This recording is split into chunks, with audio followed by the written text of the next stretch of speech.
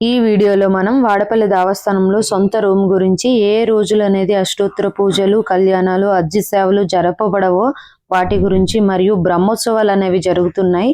ఆ బ్రహ్మోత్సవాల గురించి మరియు బ్రహ్మోత్సవాల్లో జరిగే వాహన సేవల గురించి మాట్లాడుకుందాం. వాడపల్లి టెంపుల్లో మనకి జీవితాంతం ఒక సొంత రూమ్ కావాలనుకున్న వారికి ఇది ఒక మంచి అవకాశం. ఎవరైనా ఈ అవకాశం యూజ్ చేసుకోవాలనుకుంటే వారు 9.9 lakhs పే చేస్తే వారి పేరు మీద ఒక గదిని కేటాయిస్తారు. వారి పేరు మీదే దానికి శిలాఫలకం అనేది వేస్తారు. అలాగే ప్రతి సంవత్సరం కూడా 16 సార్లు ఆ దాతలకు మరియు 16 సార్లు వారు సూచించిన వారికి ఆ గదిని కేటాయిస్తారు. ఈ గదిని డైలీ వారు అక్కడ ఉండడానికి కాదండి, దర్శనాలకు, కళ్యాణం చేపించుకోవడానికి, ఎలాంటి పూజలు చేపించుకోవడానికి అక్కడికి వెళ్ళాలనుకున్నా ఆ టైంలో వారికి అది కేటాయిస్తారు. దాతలకు ఆదాయ పన్ను మినహాయింపు అనేది ATG వర్తించబడును.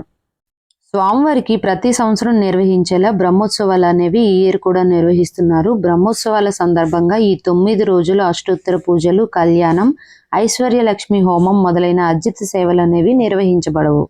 ఈ బ్రహ్మోత్సవాలు అనేవి ఈ మంత్లో 10వ తేదీ నుంచి 18వ తేదీ వరకు జరుగుతాయి. ఏ రోజుల్లో ఏ వాహన సేవలు అనేది ఇక్కడ మెన్షన్ చేశారు చూసుకోండి. ఈ వాడపల్లి వెంకన్న బ్రహ్మోత్సవాలు అనేవి మేళ తాళాల మధ్య స్వామివారికి అంగరంగ వైభవంగా 9 రోజుల పాటు జరగబడుతున్నాయి.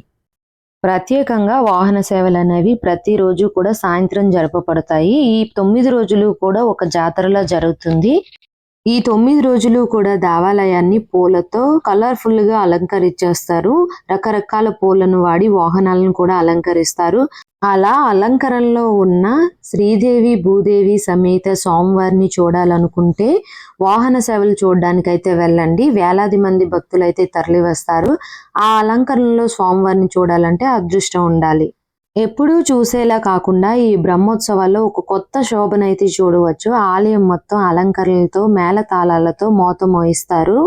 ప్రతిరోజు కూడా ఒక కల్చరల్ ఈవెంట్స్ అయితే ఉంటాయి. కోలాటాలు, భరతనాట్యాలు అయితే జరుగుతూ ఉంటాయి. ఎవరైతే కోలాటం చేయాలనుకుంటే ముందుగా వెళ్ళి వాళ్ళని సంప్రదించి మీ బ్యాచ్ తరపున అక్కడ మీరు భరతనాట్యం గాని, కోలాటం గాని చేయవచ్చు.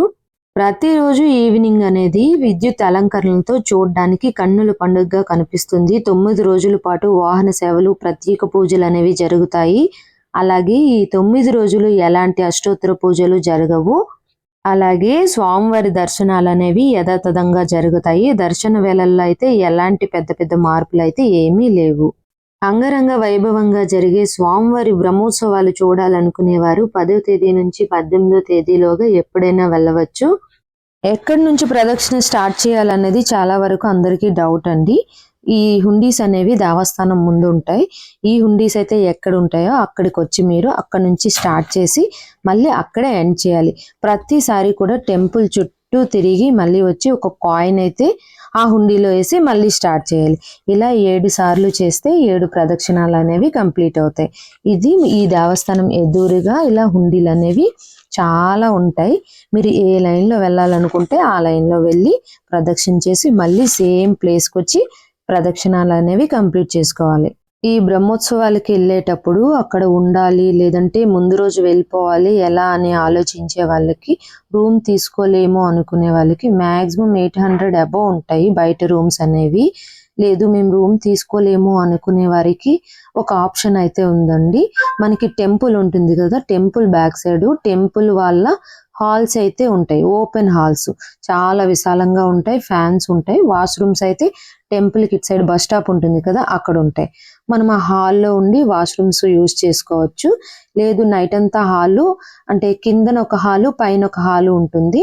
దానిలో మీరు ఉండాలి అనుకునే వారైతే సేఫ్గా అక్కడైతే ఉండొచ్చు అని వాళ్ళే చెప్పారు. ప్రత్యేకంగా తిరుపతిలో దేవస్థానం రూమ్స్ అయితే అక్కడైతే ఉండవండి.